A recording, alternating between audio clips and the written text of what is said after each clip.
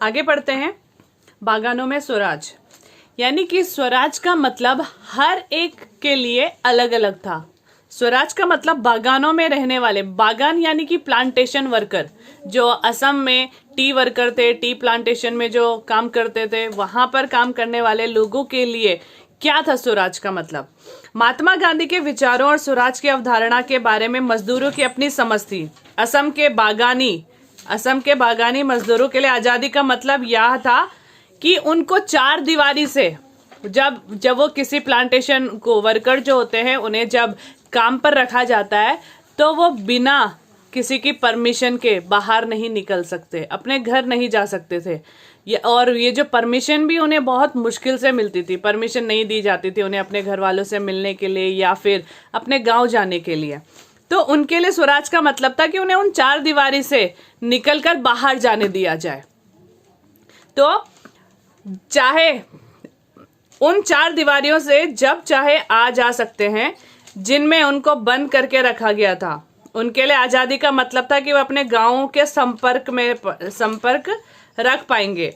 1859 के England immigration act के तहत बागानों में काम करने वाले मजदूरों के बिना इजाजत बागान से बाहर जाने की छूट नहीं होती थी और यह अनुमति उन्हें बहुत ही कम मिलती थी। जब उन्होंने असहयोग आंदोलन के बारे में सुना तो उन्होंने हजारों मजदूरों और अपने अधिकारियों को अवहेलना करके, जब उन लोगों को असहयोग आंदोलन के बारे में पता चला तो उन्होंने वहां से भागना सही समझा और वो वहां से भागकर तो आ गए, लेकिन वो अपने घर तक तब भी नहीं पहुंच पाए। बीच रास्ते में उन्हें फाटकों पे, ट्रेन में पुलिस वालों ने पकड़ लिया और उन्हें बहुत मारा पीटा, बुरी तरीके से पिटाई करी और कोई तो मर भी गए थे। तो उनके लिए आजादी का मतलब क्या था? अपने घर के संपर्क में रहना, अपने गांव के संपर्क में रहना। इन स्थानीय आंदोलनों की अपेक्षाओं और दृष्टियों को कांग्रेस के कार्यक्रम में परिभाषित नहीं किया गया था। उन्होंने तो स्वराज शब्द का अपने अपने हिसाब से अर्थ निकाल लिया था। उनके लिए यह एक ऐसे युग का घोतक था जब सारे कष्ट और सारी मुसीबतें खत्म हो जाएंगी। फिर भी जब आदिवासियों ने गांधी जी का नाम का नारा लगाया और स्वतंत्र भारत की आवाज उठाई तो वे अखिल भारतीय आंदोलन से भी भावात्मक स्तर तक जुड़े हुए थे। तो ये था। उसके बाद गांधी जी और सरदार वल्लभ भाई पटेल, यहाँ पर उन्होंने बरदौली सत्याग्रह किया था 1928 में।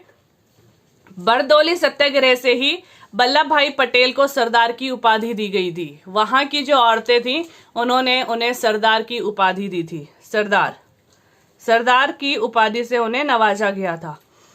1928 में वल्लभ भाई पटेल ने गुजरात के बरदौली तालुका में किसान आंदोलन का नेतृत्व किया था।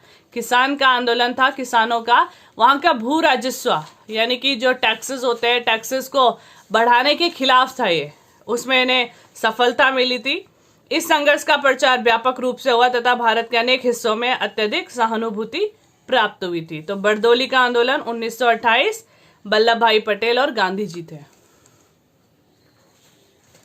उसके बाद है यहाँ पे देखो 1922 चौरी चौरा उत्तर प्रदेश में है। चौरी चौरा जगह का नाम है, उत्तर प्रदेश में है। यहाँ गोरखपुर स्थित चौरी चौरा में बाजार से गुजर रहा एक शांतिपूर्ण जुलूस, यहाँ पर भी कुछ किसानों का जुलूस था। उन्होंने पुलिस स्टेशन पर हमला कर दिया था, पुलिस स्टेशन को जला दिया था, कुछ पुलिसकर्मी भी उसमें मारे गए थे। तो इस हत्याकांड को चौरी चौरा कहा जाता है और 1922 में ये हुआ था।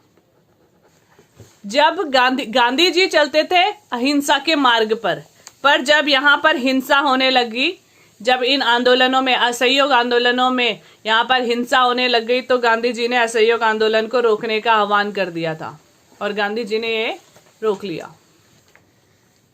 लाला लाजपत राय के बारे में पढ़ते हैं। लाला लाजपत राय जो है 1928 में साइमन कमीशन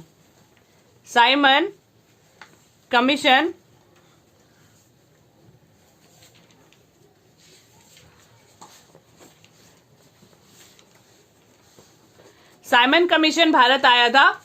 साइमन कमीशन के भारत आने पर ये जो कमीशन था, इसका जो हेड था, साइमन कमीशन इसका जो हेड था वो था साइमन, सर जॉन साइमन जो थे इसका हेड था साइमन कमीशन, इसी के नाम पर इसका साइमन कमीशन नाम रख दिया गया था। इसमें जो लोग थे ये आया था साइमन कमीशन भारत की इंडिया के लिए कॉन्स्टिट्यूशन तैयार करने के लिए, यानी कि उस पर बात करने के लिए। अब इसमें जितने भी लोग थे वो सारे अंग्रेज थे, यानी कि भारत के लिए कॉन्स्टिट्यूशन बनना था, भारत के लिए कॉन्स्टिट्यूशन की बात करनी थी, और भारत का ही कोई भारतीय नहीं था वहां पे, यानी कि कोई भी मेंबर इस कमेटी में कोई भी मेंबर भारतीय ना होने के कारण भारत के लोगों को बहुत गुस्सा आया इस बात पे, और वो बहुत भड़के और उन्होंने कहा, उन्होंने नारा लगाया, Simon go back Simon, go back Simon के नारे लगे गए पूरे भारत में। Go back Simon, go back Simon के नारे लगे गए। और इसमें 1928 में लाला लाजपत राय पे लाठी चार्ज के दौरान लाला लाजपत राय की मृत्यु हो गई थी। तो ये साइमन कमीशन था जिसका कि हेड सर जॉन साइमन था, और इसे सर जॉन साइमन ने हेड थे। और यहाँ पर कोई भी भारतीय, तो क्वेश्चन यहाँ पर ये पूछा जाता था कि Simon commission go back Simon के नारे क्यों लगे गए, या फिर साइमन कमीशन से लोग नाराज क्यों थे। तो साइमन कमीशन में कोई भी इंडियन नहीं था, कोई भी भारतीय नहीं था, इसलिए लोग उससे गुस्साए थे। अब आगे बढ़ते हैं सविनय अवज्ञा आंदोलन, यानी सविनय अवज्ञा की ओर। सविनय अवज्ञा का मतलब होता है सिविल डिसओबीडेंट। डिसओबीडेंट, जब भी तुम एक एप्लीकेशन लिखते हो तो क्या लिखते हो, यू आर ओबीडेंट। ओबीडेंट यानी आपका आज्ञाकारी, है ना। तो आज्ञाकारी, यहाँ पर हम बोल रहे डिसओबीडेंट। डिसओबीडेंट यानी कि जो हमारा ओबे नहीं करेगा, कहना नहीं मानेगा। तो डिसओबे, यहाँ पे सविनय अवज्ञा, यानी कि अभी तक हमने कहा था कि हम कहेंगे असहयोग आंदोलन, असहयोग की असहयोग आंदोलन, यानी कि सहयोग ना देना, नॉन कॉर्पोरेशन मूवमेंट, ठीक है। अब हम सहयोग तो देंगे ही नहीं, साथ में हम उनके लॉज को भी ब्रेक करेंगे। हम उनके जो लॉज है, रूल्स रेगुलेशन है, उन लॉज को भी ब्रेक करके उनका कहना नहीं मानेंगे, ठीक है। तो इसे हम बोलते हैं, लॉज को ब्रेक करेंगे, इसे हम बोलते हैं सिविल डिसओबीडेंट मूवमेंट, सविनय अवज्ञा आंदोलन, ठीक है। तो ये था, महात्मा गांधी ने फरवरी 1922 में असहयोग आंदोलन वापस लेने का फैसला कर लिया था। महात्मा गांधी को लगता था उन्होंने वापस इसलिए लिया क्योंकि, ये भी क्वेश्चन बनता है कि महात्मा गांधी ने असहयोग आंदोलन क्यों वापस ले लिया, क्योंकि उनके नाम पर बहुत से लोग हिंसा कर रहे थे। अभी चोरी चोरा का कांड हमने बताया था, चोरी चोरा कांड में पुलिस वालों को जला दिया था, पुलिस स्टेशन पे आग लगा दी थी, काफी पुलिसकर्मी उसमें मर गए थे। तो वहां पर इस तरह की घटनाएं हो रही थी, जिससे कि, क्योंकि ये हिंसक होता चला जा रहा था, ये आंदोलन कैसा हो रहा था, हिंसक होता चला जा रहा था। तो इसलिए गांधी जी को लगा कि लोगों को इसके बारे में और ज्यादा एक्सपीरियंस देना पड़ेगा, किस तरह से प्रशिक्षण देना पड़ेगा, यानी कि उनको और ज्यादा नॉलेज देनी पड़ेगी कि आंदोलन का मतलब क्या है, अहिंसा का मतलब क्या है, ताकि वो इस तरीके की हरकतें दोबारा ना करे। तो इसीलिए इन्होंने ये जो आंदोलन था, असहयोग आंदोलन, उसे वापस ले लिया गया। कांग्रेस के कुछ नेता इस तरह जन संघर्षों से थक चुके थे। 1919 के गवर्नमेंट ऑफ इंडिया एक्ट के अधीन गठित की गई प्रांतीय परिषदों के चुनाव में भाग लेना चाहते थे। अच्छा, अब कुछ नेता थे वो चाहते थे कि कब तक हम इस तरह के आंदोलन करते रहेंगे, हमें डायरेक्ट गवर्नमेंट में जाना चाहिए और गवर्नमेंट से डायरेक्ट बात करनी चाहिए। यानी अगर मुझे अंग्रेजों को मना करना है, उनकी कोई लॉज है, कोई जो भी रूल्स रेगुलेशन है उनके खिलाफ है, तो हमें उनसे डायरेक्ट बात करनी पड़ेगी ताकि हम गवर्नमेंट में जाके बात कर सकते हैं। तो उन्होंने यहाँ पर गवर्नमेंट ऑफ इंडिया एक्ट के तहत प्रांतीय परिषद चुनाव में भाग लेना शुरू कर दिया। इसी के तहत सी आर दास यानी चित्तरंजन दास और मोतीलाल नेहरू ने मिलकर एक पार्टी बनाई और उस पार्टी का नाम था स्वराज पार्टी। 1923 में, यहाँ पे बता देती हूँ, स्वराज पार्टी का गठन करा 1923 में। किसने? यह सी आर दास, चित्तरंजन दास और मोतीलाल नेहरू ने। आंतरिक बहस ऐसे तत्व आंतरिक बहस तथा असहमति के इस वातावरण में दो ऐसे तत्व थे जिन्होंने 20 के दशक के अंतिम वर्षों में भारतीय राजनीति की रूपरेखा बदल दी। तो वो क्या थे? एक तो थी आर्थिक मंदी, दूसरा था किसानों के जो फसलें थी वो बिक नहीं रही थी, उनमें गिरावट आ गई थी। 1926 से कृषि उत्पादों की कीमतें गिर गई थी। 1930 के बाद तो पूरी धराशायी हो गई और कृषि उत्पादों की मांग गिरी, निर्यात कम होने लगा, तो किसानों की उपज बेचना और लगान चुकाना भी भारी पड़ रहा था। तो इससे क्या हुआ? ग्रामीण इलाकों में बहुत ज्यादा उतार चढ़ाव आ चुका था। अभी मैंने बताया था सर जॉन साइमन के एक वैधानिक आयोग का गठन किया गया था, गठित था, कार्यशैली अध्ययन करना था। और साइमन कमीशन 1928 में जब भारत पहुंचा तो उसका स्वागत साइमन कमीशन गो बैक, ये वापस जाओ का नारा देकर किया गया। इन नारों के साथ किया गया। कांग्रेस और मुस्लिम लीग सभी पार्टियों ने प्रदर्शन में भाग लिया। इस विरोध को शांत करने के लिए वायसराय लॉर्ड इरविन ने अक्टूबर 1929 में भारत के लिए डोमिनियन स्टेटस को गोलमाल सा ऐलान कर दिया। उन्होंने इस बारे में कोई समय सीमा भी नहीं बताई। उन्होंने सिर्फ इतना कहा कि भावी संविधान के बारे में चर्चा करने के लिए गोलमेज सम्मेलन होंगे, यानी राउंड टेबल कॉन्फ्रेंस किया जाएगा। अच्छा, जवाहरलाल नेहरू जब उन्होंने 1929 में जवाहरलाल नेहरू लाहौर अधिवेशन में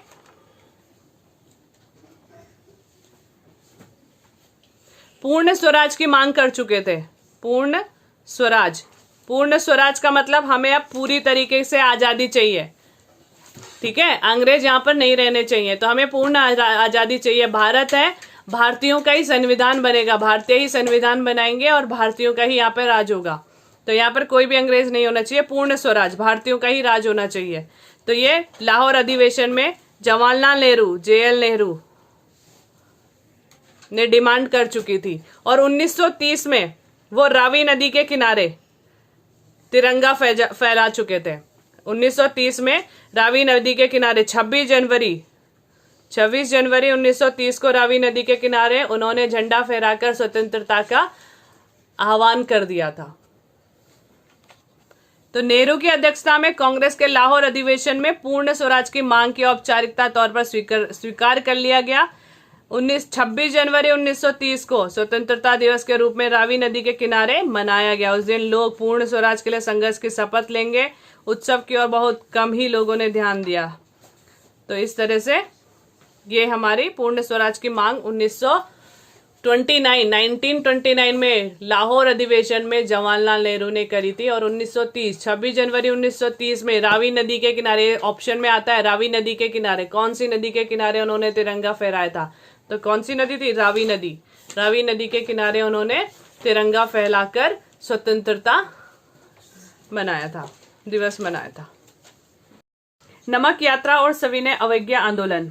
देश को एकजुट करने के लिए महात्मा गांधी को नमक एक शक्तिशाली प्रतीक दिखाई दिया।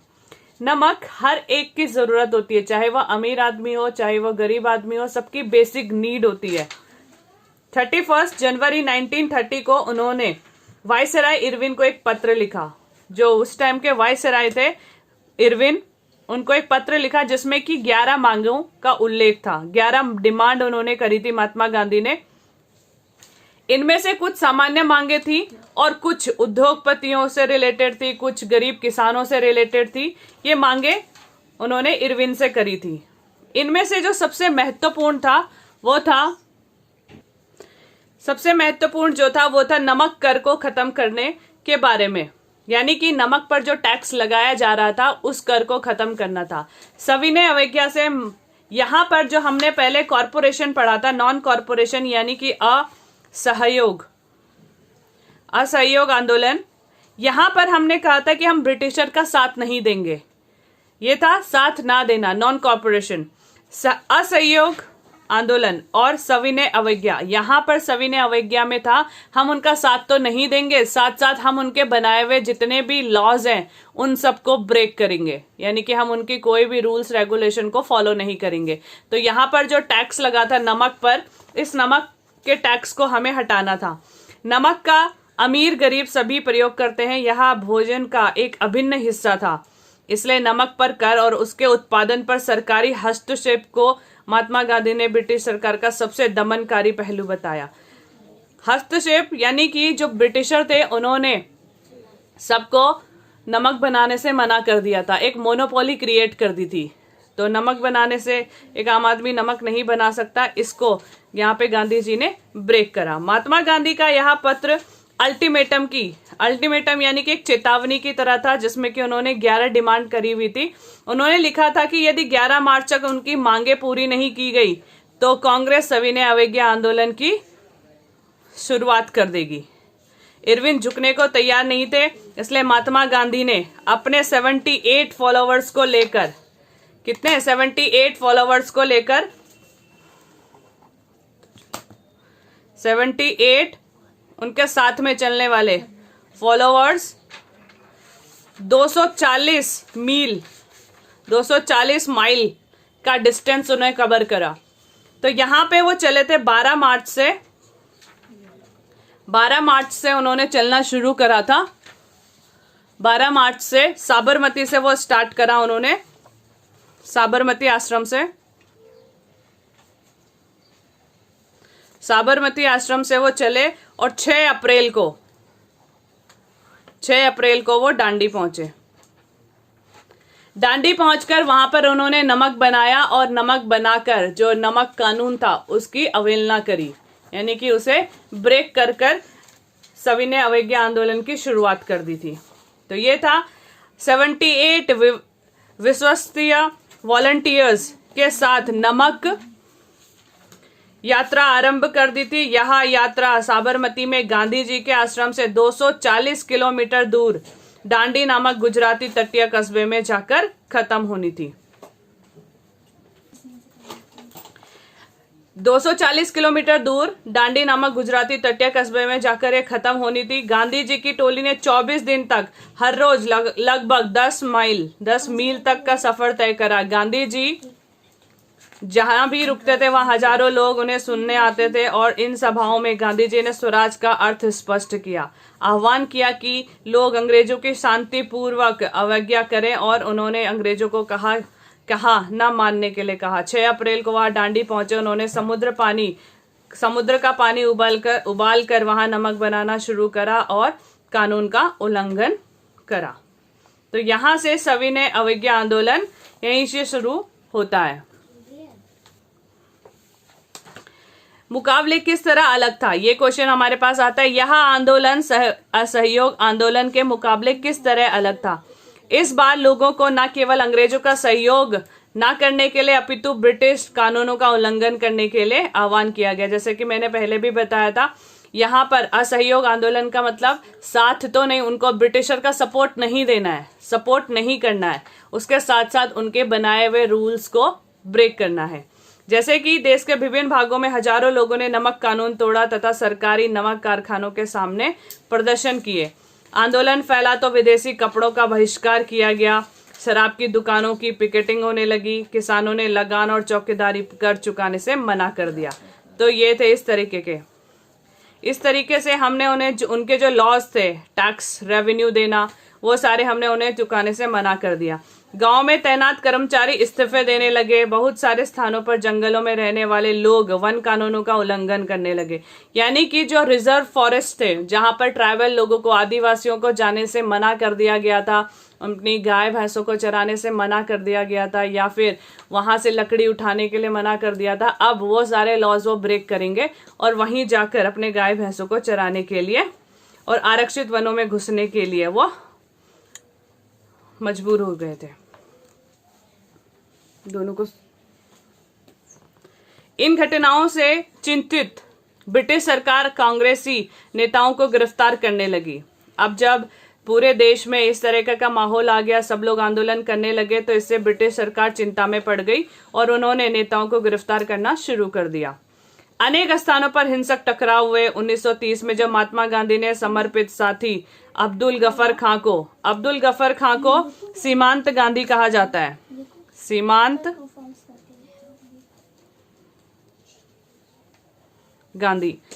गांधी कहा जाता है, गिरफ्तार किया गया तो गुस्साई भीड़ सशस्त्र बख्तरबंद गाड़ियों तथा पुलिस की गोलियों का सामना करते हुए सड़कों पर उतर आई। बहुत सारे लोग मारे गए। महीने भर बाद जब महात्मा गांधी को भी गिरफ्तार कर लिया गया तो सोलापुर के औद्योगिक मजदूरों ने अंग्रेजी शासन का प्रतीक पुलिस चौकियां, नगर पालिका भवन, अदालत, जितनी भी गवर्नमेंट बिल्डिंग्स थी उन सब पे हमला करना शुरू कर दिया था। शांतिपूर्ण सत्याग्रहियों पर हमले किए गए, औरतों और बच्चों को मारा पीटा गया, लगभग 1 लाख लोग गिरफ्तार कर लिए गए। इस बार फिर महात्मा गांधी ने आंदोलन वापस ले लिया। फिर से ये क्वेश्चन बनेगा यहाँ पर, गांधी जी ने सविनय अवज्ञा आंदोलन को क्यों वापस ले लिया?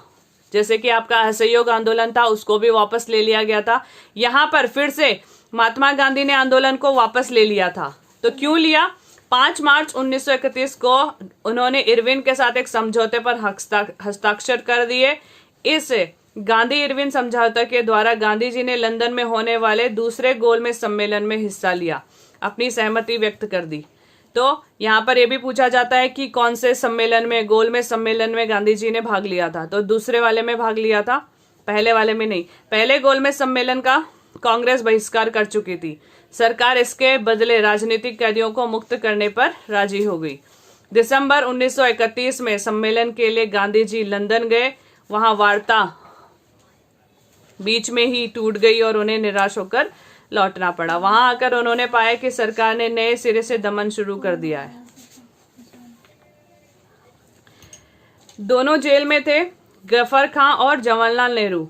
कांग्रेस को गैर कानूनी घोषित कर दिया गया। सभाओं, प्रदर्शनों और बहिष्कार जैसी गतिविधियों को रोकने के लिए सख्त कदम उठाए जा रहे थे।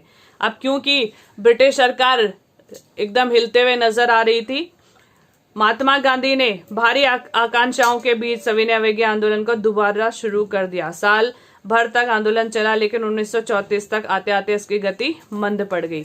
तो फिर से यहाँ पर एक क्वेश्चन बनता है कि सविनय अवज्ञा आंदोलन की गति मंद क्यों पड़ गई?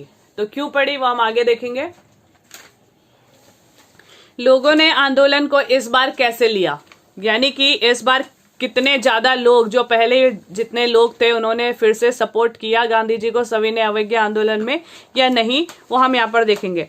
सविनय अवज्ञा आंदोलन या सिविल नाफरमानी में सम्मिलित विभिन्न सामाजिक समूह कौन कौन से थे? कौन कौन से जो लोग थे, जो सोशल ग्रुप थे जिन्होंने इस आंदोलन में हिस्सा लिया, क्यों लिया और उनके लिए स्वराज का क्या मतलब था? गांधी गांव में संपन्न किसान समुदाय जैसे गुजरात, यहाँ पर है गुजरात के पाटीदार और उत्तर प्रदेश के जाट आंदोलन में सक्रिय थे। उन्होंने जोर शोर से आंदोलन में पार्टिसिपेट करा। व्यावसायिक फसलों को खेती करने के कारण व्यापार में मंदी और गिरती कीमतों से वे बहुत परेशान थे। जब उनकी नकद आय समाप्त होने लगी तो उनके लिए सरकारी लगान चुकाना असंभव हो गया था।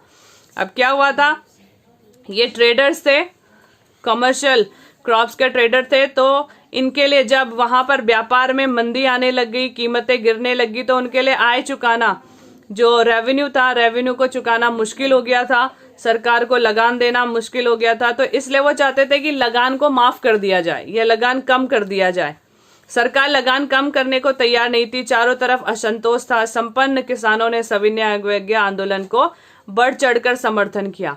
तो यहाँ पर यह है कि जो किसान थे, जो धनी संपन्न किसान थे, उन्होंने क्यों लिया, इसमें पार्टिसिपेट क्यों करा? ताकि उनका लगान माफ हो सके। ठीक है, संपन्न किसानों ने सविनय आंदोलन का बढ़ चढ़कर समर्थन किया, उन्हें अपने समुदाय को एकजुट किया तथा कई बार अनिच्छुक सदस्यों को बहिष्कार के लिए मजबूर किया। उनके लिए स्वराज की लड़ाई भारी लगान के विरुद्ध लड़ाई थी। तो यहाँ पर इनके लिए स्वराज का मतलब सिर्फ ये था कि उन्हें लगान से छुटकारा मिल जाए, उनके लगान में कम कर दिया जाए, उनको लगान को कम कर दिया जाए। परंतु जब 1931 में लगानों के घटे बिना आंदोलन वापस ले लिया गया तो उन्हें बड़ी निराशा हुई। परिणाम स्वरूप 1932 में आंदोलन दोबारा शुरू हुआ तो उनमें से भाग लेने से इनकार कर दिया। अब क्या हुआ था, जब 1931 में वो इस उम्मीद से आए थे 1931 में कि उनका लगान माफ हो जाएगा या कम हो जाएगा, लेकिन जब गांधी जी ने बिना लगान माफ किए ही वापस ले लिया था सविनय अवज्ञा आंदोलन को, तो अब उनके अंदर का जो जोश था वो ठंडा हो गया था। उन्हें लगा कि हमारा तो काम बन ही नहीं रहा है, तो वो दोबारा से जब शुरू हुआ आंदोलन तो उसमें उन्होंने हिस्सा लेने से मना कर दिया। ये तो बात थी हमारे अमीर किसानों की, यानी कि संपन्न किसान। अब गरीब किसान ने क्यों पार्टिसिपेट करा?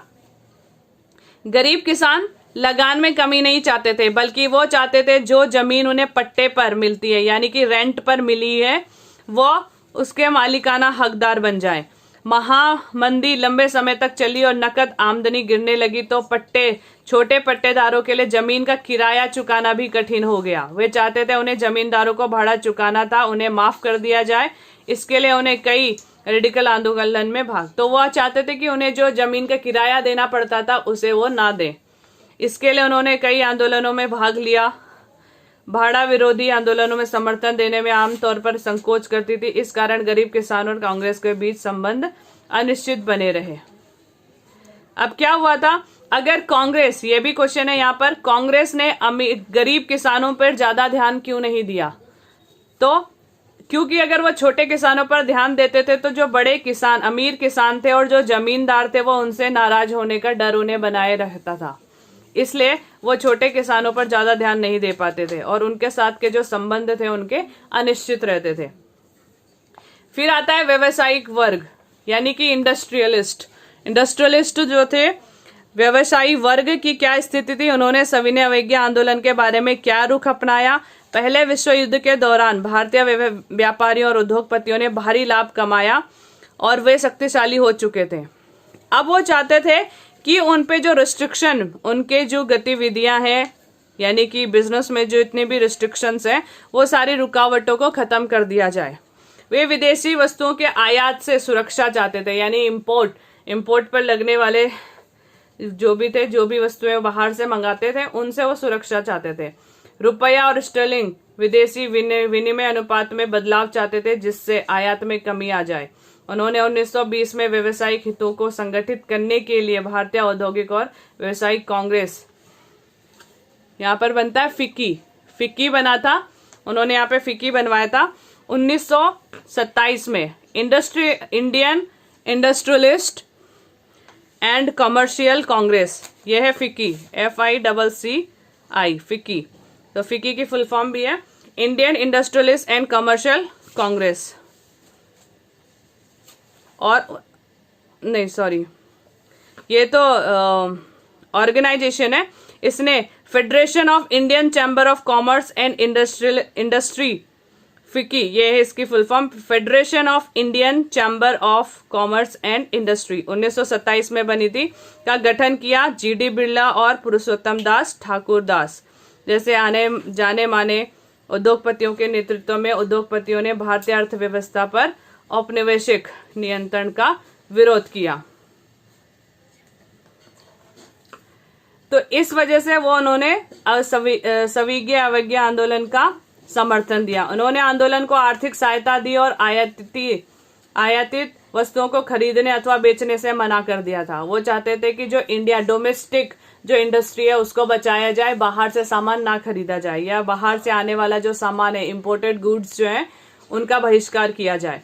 ज्यादातर व्यवसायी स्वराज को एक ऐसे युग के रूप में देखते थे जहां कारोबार पर औपनिवेशिक पाबंदियां नहीं होंगी तथा व्यापार व उद्योग निर्बाध ढंग से फल फूल सकेगा। गोलमेज सम्मेलन की विफलता के बाद व्यवसायी संगठनों का उत्साह भी मंद पड़ गया। उन्हें उग्र गतिविधियों का भय था। वे लंबी अशांति की आशंका और कांग्रेस के युवा सदस्यों के समाजवाद में बढ़ते प्रभाव से डरे हुए थे।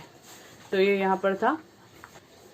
उसके बाद औद्योगिक जो श्रमिक थे यानी कि जो मजदूर थे, उनके वर्ग ने सिर्फ नागपुर से हिस्सा लिया था, बाकी किसी ने इतना ज्यादा पार्टिसिपेट नहीं करा। तो नागपुर रीजन के जो श्रमिक थे उन्होंने इसमें पार्टिसिपेट करा था। यहाँ पर सविनय अवज्ञा आंदोलन में एक और नया मोड़ देखने के लिए मिलता है। औरतों ने बड़े पैमाने पर यहाँ पर भाग लिया था। गांधी जी ने नमक सत्याग्रह के दौरान हजारों औरतें और उनके बात सुनने के लिए घर घर से आकर बाहर आती। जब भी गांधी जी जब दांडी यात्रा पर निकले थे तो वो जब जहां पर भी रुकते थे वहां पर हर जगह पे वो अपना भाषण देते थे, यानी कि सभी लोग उनको सुनने के लिए आते थे। इसलिए उन्होंने जुलूसों में भाग लिया। उसी दौरान औरतों ने भी जुलूसों में भाग लिया, नमक बनाया, विदेशी कपड़ों व शराब की दुकानों की पिकेटिंग की। अनेक महिलाएं जेल भी गई। शहरी इलाकों में अधिकतर ऊंची जातियों की महिलाएं सक्रिय थी, जबकि ग्रामीण इलाकों में संपन्न किसान परिवार की महिलाएं आंदोलन में भाग ले रही थी। लेकिन भाग लेने के बाद भी उनकी स्थिति में इतना ज्यादा बदलाव नहीं आया, क्योंकि गांधी जी तो खुद मानते थे कि औरतों का काम होता है अपने घर की देखभाल करना। गांधी जी का मानना था कि घर चलाना, चूल्हा चौका संभालना, अच्छी माँ व अच्छी पत्नी की भूमिका का निर्वहन करना औरतों का असली कर्तव्य है। इसलिए लंबे समय तक कांग्रेस संगठन में किसी भी महत्वपूर्ण पद पर औरतों को जगह नहीं दी गई और उनका कांग्रेस में शामिल होना सिर्फ एक सिंबलाइज था, यानी प्रतीकात्मक उपस्थिति थी, सिर्फ वो प्रेजेंट थी, लेकिन उनका कोई भी एक्टिव रोल नहीं था यहाँ पर। तो यहाँ से भी औरतों के लिए, यहाँ पे महिलाओं के लिए क्वेश्चन बनेगा कि उनकी स्थिति कैसी थी। फिर उसके बाद कौन कौन सी सीमाएं थी, सविनय अवज्ञा की सीमाएं क्या थी। यहाँ पर एक महत्वपूर्ण समूह आता है जिन्हें अछूत कहा जाता है। अछूत यानी कि अनटचेबल। अनटचेबल जो थे उन्हें समाज में समान अधिकार नहीं थे, यानी मंदिरों, तालाबों या फिर किसी भी सार्वजनिक स्थान पर उन्हें समान अधिकार नहीं दिया जाता था, उन्हें उनके साथ छुआछूत किया जाता था। तो गांधी जी ने यहाँ पर कहा कि अगर समाज स्वराज चाहिए तो हमें पहले छुआछूत को खत्म करना पड़ेगा, यानी कि छुआछूत को खत्म किए बिना हम स्वराज को 100 सालों तक भी नहीं पा सकते। उन्होंने अछूतों को हरिजन यानी ईश्वर की संतान बताया। उनका मानना था कि छुआछूत को समाप्त किए बिना 100 साल तक भी स्वराज की स्थापना नहीं की जा सकती, यानी कि हमें अपने मन को साफ करके, छुआछूत को खत्म करके तभी जाकर हम स्वराज प्राप्त कर सकते हैं। यहाँ पर कांग्रेस है। कांग्रेस जो थे लंबे समय तक दलितों पर ध्यान नहीं दे पाए। लंबे समय तक दलितों पर ध्यान क्यों नहीं दे पाए? यहाँ पर कारण यही था कि जो समाज के जो स्वर्ण हिंदू यानी सनातन पंथियों, यानी कि जो पंडित लोग थे या जो पावरफुल समाज के जो पावरफुल वर्ग था, महत्वपूर्ण वर्ग था, वो इन अछूतों से दूर रहता था। तो वो नाराज ना हो जाए इसलिए कांग्रेस अछूतों से, दलितों से दूर रहती थी, उन पर ध्यान नहीं दे पाई। लेकिन महात्मा गांधी ने कहा कि अगर अछूतों से दूर, ये छुआछूत की भावना को अगर हमने अपने मन से नहीं हटाया तो हम 100 साल तक भी स्वराज की प्राप्ति नहीं कर सकते। इसके लिए उन्होंने कभी सत्याग्रह किया, सार्वजनिक तालाबों, सड़कों, कुओं पर समान अधिकार दिलाने के लिए सत्याग्रह किया, मैला ढोने वालों के काम को प्रतिष्ठा दिलाने के लिए खुद शौचालय साफ करे, ऊंची जातियों का आह्वान किया कि वह अपना हृदय परिवर्तन करे और अस्पृश्यता के पाप को छोड़े। परंतु अनेक दलित नेता अपने समुदाय की समस्याओं का, लेकिन जो दलित नेता थे वो ये चाहते थे कि उन्हें एक अलग से इलेक्टोरल यानी कि इलेक्शन में पार्टिसिपेट करने का मौका दिया जाए। उनके भी समाज से कंटेस्टेंट होना चाहिए कि जो कि इलेक्शन में पार्टिसिपेट कर सके। उनका भी एक अलग से आरक्षण, रिजर्वेशन होना चाहिए। संस्थानों में आरक्षण के लिए आवाज उठाई। जब वो पावर में आएंगे तभी जाके उनकी स्थिति को बदला जा सकता है, अन्यथा कोई भी बदलाव नहीं आएगा। तो विधायी परिषदों के लिए केवल दलितों को ही चुनकर भेजा जा सके। उनका मानना था कि उनकी सामाजिक अपंगता केवल राजनीतिक सशक्तिकरण के द्वारा ही दूर की जा सकती है। तो महाराष्ट्र और नागपुर में ये बहुत ज्यादा देखने के लिए मिलता है। 1930 में डॉक्टर अंबेडकर दलितों के वर्ग के एसोसिएशन, डिप्रेस्ड क्लास एसोसिएशन में संगठित किया गया।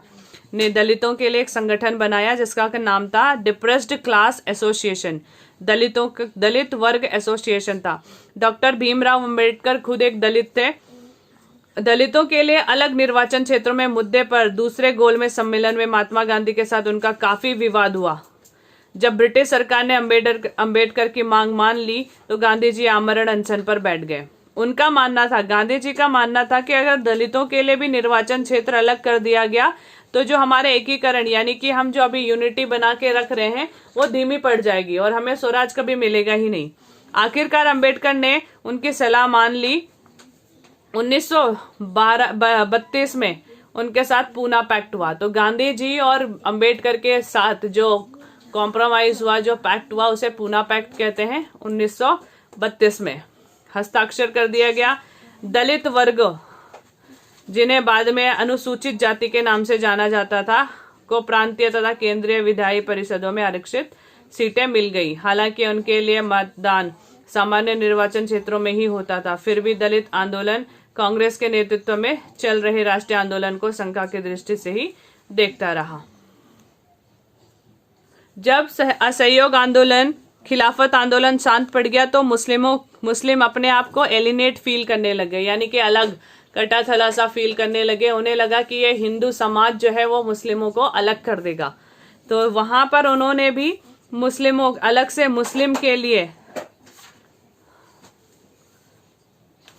दशक के मध्य में कांग्रेस, हिंदू महासभा जैसे हिंदू धार्मिक राष्ट्रवादी संगठनों के काफी करीब दिखने लगी थी। हिंदू मुस्लिमों के बीच संबंध खराब होने लगे। जैसे जैसे हिंदू सभा का आयोजन हुआ तो मुस्लिमों और हिंदुओं के बीच के जो रिश्ते थे वो खराब होने लगे। दोनों समुदाय उग्र धार्मिक जुलूस निकालने लगे। कई शहरों में हिंदू मुस्लिम सांप्रदायिक टकराव हुआ, दंगे हुए, जिससे कि कांग्रेस ने भी अपने लिए एक अलग से इलेक्टोरल मांगना शुरू कर दिया। कांग्रेस के नेता मोहम्मद अली जिन्ना का कहना था कि यदि मुसलमानों को केंद्रीय समाज में आरक्षित सीटें दी जाएं तथा मुस्लिम बहुलय यानी कि बंगाल और पंजाब में मुसलमानों को आबादी के अनुपात में प्रतिनिधित्व दिया जाए तो मुसलमानों के लिए पृथक निर्वाचिका की मांग छोड़ने के लिए तैयार है। प्रतिनिधित्व के मुद्दे पर यह वाद विवाद चल ही रहा था कि 1928 में आयोजित किए गए सर्वदलीय सम्मेलन में हिंदू महासभा के M.R. जयकर ने इन समझौते के लिए किए जा रहे प्रयासों की खुलेआम निंदा शुरू कर दी। इससे मुद्दे के समाधान की सारी संभावनाएं समाप्त हो गई, यानी कि हिंदू मुस्लिम के बीच के जो दंगे थे वो और ज्यादा भड़क गए। आई होप ये चैप्टर आपको समझ में आया होगा। तो इसी तरीके से हमारे साथ बने रहिए और देखते रहिए शॉर्ट वर्ल्ड। Thank you.